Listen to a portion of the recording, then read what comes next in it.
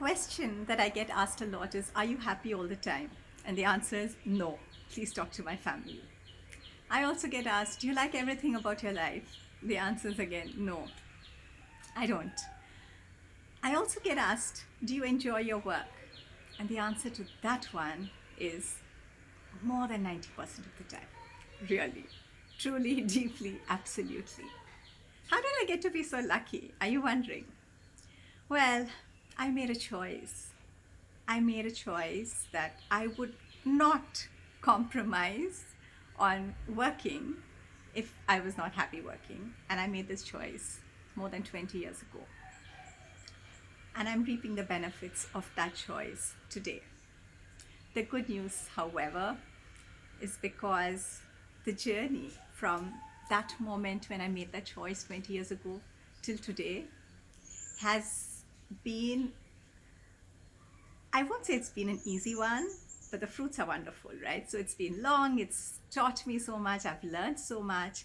And for the last 10 years, or more than 10 years, 15 years, 12 or something like that, I've also been sharing and coaching and teaching what I've learned with others. And because of that, the good news is that you don't have to walk on a 20-year-long journey. You can actually reap the fruits of my hard work, my experience, my painful learnings, my grit and determination, my searching, my experimentations with the inner world, with the outer world, reaching out to the divine in times of distress, and all of that. You can actually access all of that and make your transition much faster, much more effective through my work. And I'm so glad that I have this now to offer to you. And this has turned into my life's work. Little did I know that it would.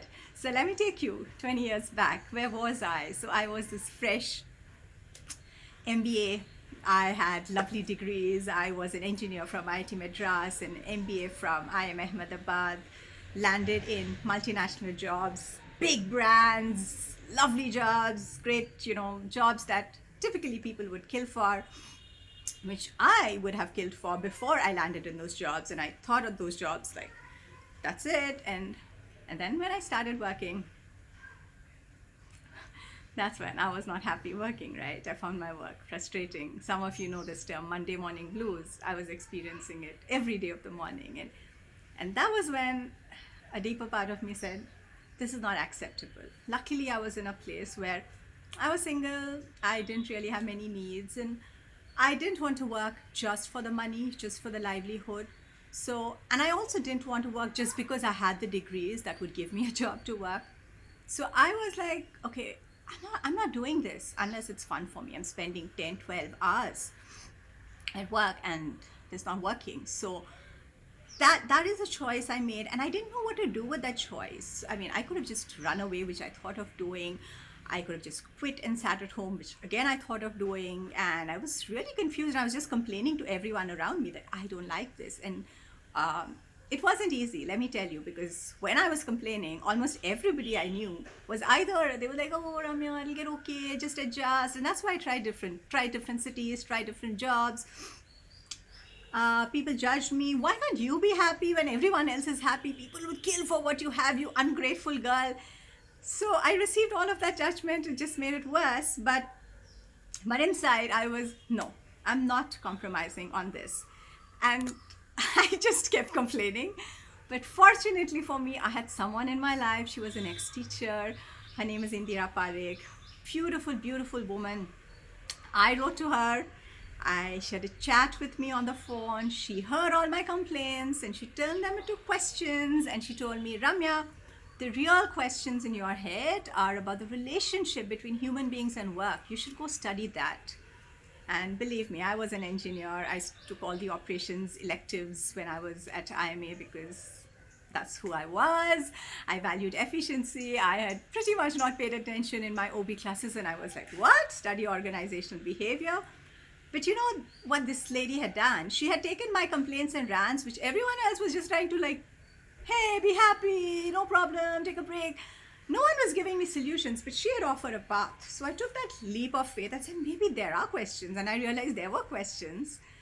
And I set out, and she wrote me a beautiful letter of recommendation. And I think thanks to that, I got admission into London Business School to study organizational behavior, which really is the study of people at work. And it met my efficiency criteria also, in terms of how to make our performance better at work. But I also had deeper questions, which I started looking at in the fields of social science, psychology, neuroscience. Apart from my formal curriculum at London Business School, I dove into Indian philosophy, I dove into Western philosophy, I went for a Vipassana retreat, and then I dove into Buddhist philosophy. I went and lived in a yogic ashram. I became a yoga teacher. So I was searching everywhere, like anywhere anybody had anything to say about the relationship between human beings and their work. And by then, work had just started to mean an action, a form of action, which it truly is. I was there studying it, learning it, testing it out, working through it. And then I had my own trials and my own journeys, right? I became a mother, I took a break, so I experienced 2 years of not doing formal professional work, but pure motherhood, which is a different kind of work. Had my ups and downs with that, had my own learnings in multiple ways. Learned, and I was the guinea pig. I started learning energy modalities, pranic healing, Reiki, access consciousness, again, EFT. I was doing all of it and experimenting.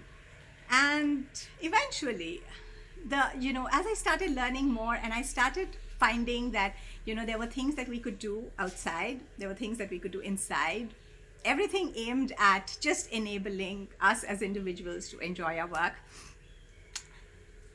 In my own career, I became a management professor, I finished my PhD, I became a full-time professor at IIM Bangalore. I started with my maiden elective, my very first year at work. It's called Personal Values, Goals and Career Options. I started it in 2010. I am still teaching, although I'm not a full-time faculty at IIM Bangalore. Again, I still go back to teach it. Last year, I taught it in every term. And this course, this is a course that got recognized by the MHRD and I was recognized as one of the top 15 innovators in the country thanks to this course again. It's pretty much grown with me. Again, enabled. So it's called Personal Values, Goals, and Career Options, right? It's a journey where I take the students through understanding what they care about, what means most to them, that's personal values, and then setting goals around that in terms of crafting their work and their lives. I developed my own body of work called Crafting Our Lives, trained as a coach. I'm a career coach as well now. And the reason I'm bringing this all up here today is that there's something that happened this week where I realized I did think of myself as a professor, as a coach who has this experience, and I have been conducting courses on helping people, craft their next joyful career. But there's something else that I realized, and this happened just I think on this Wednesday, where a colleague of mine asked me to do a half-day workshop titled "Joy of Work" for people, 60 beautiful officers, ranging from their 20s to post-retirement, from the armed forces, from the Army, Navy, and Air Force, who have finished their military assignment and now they're looking for new jobs.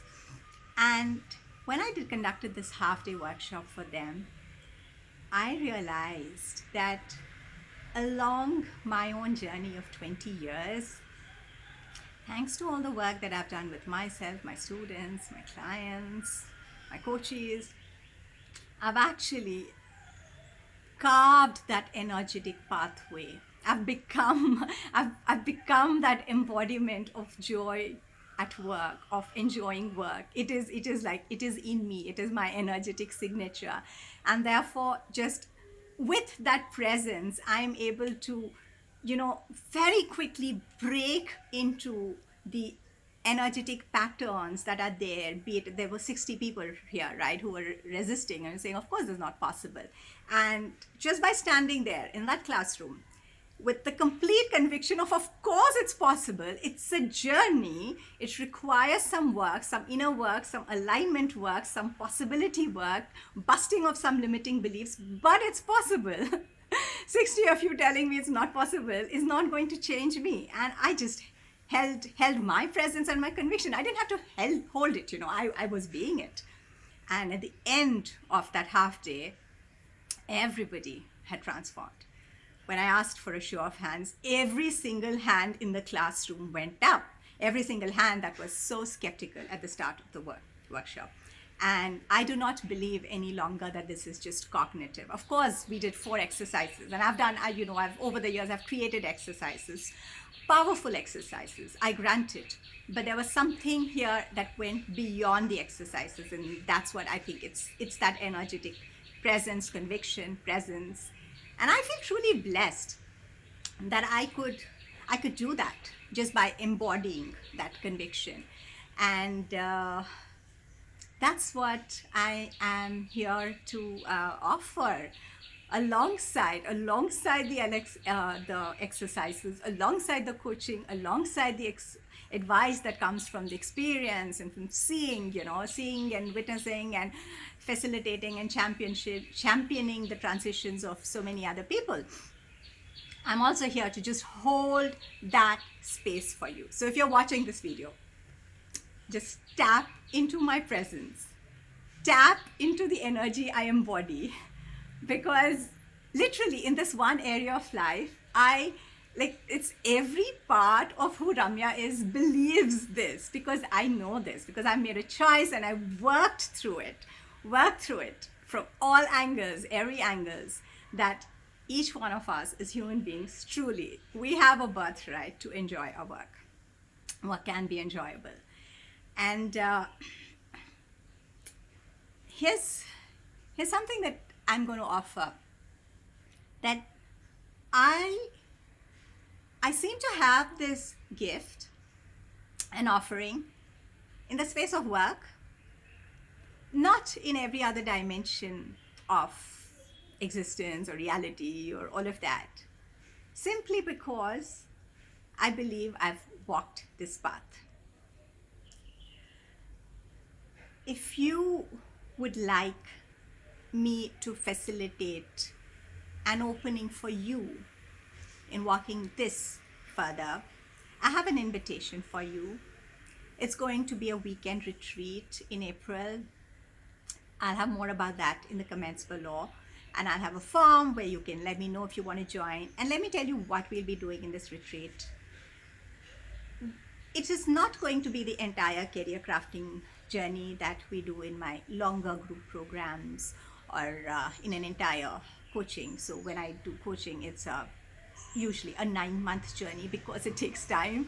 I can condense your journey from 20 years to 9 months, not to 20 days. You have to do some of the work. You have to do the work. You have to also be kind in letting your own body, mind, energetic presence to shift, right? You can't just suddenly uproot all your beliefs and your old ways of knowing and doing like that. So you want to also be kind in that transformation journey. But what we can do in this weekend retreat is we can pull out and we can bust some of the major limiting blocks that hold us captive, which is sort of what I did, for example, in that half-day workshop. So let me give you an analogy here. When you want to build a beautiful mansion, you go brick by brick and design by design and foundation. And that's all the conditioning, right, that's happened in us.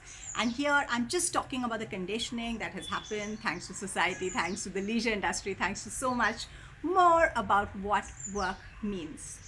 So take all of that conditioning, it's built up. And so we have all these beliefs that no, work can't be enjoyable. I just need to work in order to make a living. And then I go and do something else that I enjoy, which is my hobby, or, work hard and party hard and separating out. So or work has to be stressful, or only if I work very hard and kill myself and drain myself. I used to have that one, right? Then does it mean that I'm actually doing something important? So we have all this mountain of beliefs, mountain of conditioning that we've built up. But when we want to demolish it, You don't have to bring down the entire, you don't have to do belief by belief by belief, right? That could take forever. That could take more than 20 years also. What you need to do when you demolish a building is you just look at the foundational pillars, a few of them, put dynamite in those pillars. When those pillars break, the entire building cascades. So this is part of the work that we will be doing in our weekend retreat. And again, thanks to all the work I've done, thanks to working on myself, I seem to have figured out exercises and techniques. A, what are the foundational pillars that hold 90% of us captive? B, if there's something very specific to you, I'll be able to figure that out as well. And we'll bust those basic pillars. Lots of space cleared up, lots of work done already. The other thing that we will do is we will do exercises again, introspective exercises, to put you in touch, to bring an awareness of your core self. What is that? Your values, the things that you hold deeply meaningful, the gifts, the natural talents that you came with, your own, the parts of you that this, your superpowers, this is you. It's like the core essence of you. Bringing that back into the center of you, your awareness, your life, your self-concept, so that you now can craft your work around that, rather than taking you and fitting it into a box and saying, try to make the best of this box. First, stepping back to say, okay, what's my core, what's my essence, who am I? And now, how can I bring this core essence of mine to life, to action, through work? Okay, so that's the second thing that we'll be doing. The third thing that we'll be doing is getting you started on a journey of prototyping. Prototyping is a concept that I've picked up from design thinking. I've been using it completely in this journey of crafting our lives, our work, our career. See, I'm sure you've heard of some people who got up one day and said, I know this is my calling, or this is what I have to do, and they just quit their job and they went into it, and great. A lot of us, for most of us, it's not been that way. For me, it's not been that way, right? And for all the others, for us, it doesn't mean it's black and white. It doesn't mean that if you don't take that big leap and that big plunge, there's no other way of actually transitioning into work that you enjoy more. There is an incremental way. There is a searching way, and that's the prototyping way, which means you can stay in your current job, you can stay in your current home, your current lifestyle, and do experiments like internships, like interviews, like checking out, testing the waters, allowing that to tell you more about yourself, more about the context, doing that. And then using that information to then make your choices again. And some people make bigger leaps, some people make smaller leaps. That's in the whole range. I've coached people doing the whole range. It's your choice. It's your choice. My own journey has been very, very, very, very incremental. It's just the kind of person I am. So that's what we'll be doing in the retreat. And I do want to address one more thing. I get asked a lot also. What about money? Here's the thing. I'm glad to say and grateful to say I've cracked that code as well, and I'll give it to you. It's so simple. In hindsight, you're like, oh my God, this is so obvious. Why didn't I know this before? So your ability to earn and receive money is directly proportional to your willingness to serve. Does it sound like I've picked this out of a spiritual textbook? Maybe, but it's practical in its application, and try it out. Here's the thing. I'll tell you. I love my work in terms of teaching, training, coaching. And some of you might know this. I also love writing poetry. I've been writing poetry since I've been 5. I earn lots of money through my teaching, training, coaching. I don't earn money through my poetry. I have a book and money trickles in sometimes. What's the difference? When I write poetry, I'm not writing it with the intent of helping anyone, creating value, being of use. I just want to express. It's just the artist in me, and I'm just writing it. And it's out there if someone wants to take it. If not, great, right? But when I'm designing curriculum, creating programs, coaching, training, the hat I'm wearing is I want to serve, I want this to be useful, I want you to benefit, I want you to get value, transformation, change, right? So that's the service mentality. Now, if I am willing to serve someone and the service is useful, is it not obvious that that person will be willing to pay for that service? You're creating value. The value comes back, and that's the exchange. And therefore, literally, you can make money very, very, very easily. We can all make money very easily as long as the money-making aspect of the work that we do, we want to really craft it in, if I may use the word, bhava or attitude or mindset of service, right? Does that make sense? You serve, you're creating value, you receive, because someone is receiving value, they are willing to compensate you, or they are willing to gift back to you, and that is the money that we get in. So yes, so I am not a believer in do only what you like and don't care about the money. That's fine, you can do, and I do my poetry, but I just want to let you know that enjoying work, or working from your core essence, or working in rhythm with your natural, this is who I am and this is what I love, does not have to be at the cost of earning money. It does not, in fact, have to be at the cost of anything.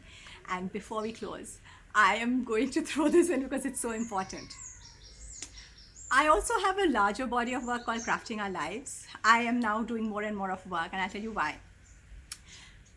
Just because I want to focus, actually, that's the only why. But I'll tell you, when it comes to things like crafting our relationships or where we want to live and all of that, there are elements of crafting, inner world crafting and outer world crafting and all of that. There are more constraints because there are people involved, loved ones involved, children involved, husbands, parents, right? All of that, attachments. This is where work is nice, because it's just you. It's just you. Your responsibilities and attachments to the other people, as long as you're earning money to look after them, beyond a point, you'll see that you don't have to worry too much. It's just you and your work. It's how you want to do it. Because of which crafting your career or work is actually way easier than, and I've done crafting relationships, I've done crafting other parts of my life. But this is the easy stuff, guys. This is the easy stuff, the one where you have more degrees of freedom. So if this sounds interesting, there's going to be a form somewhere down there, wherever this video is. Let me know your interest in this weekend retreat. I'm also doing this because my bandwidth with one-on-one coaching is totally blocked, and I'm literally going to have to say no to everyone for the next 1 year at least. So, but I don't want to stop doing this work, so let's do it this way. And I'll keep making more videos on this.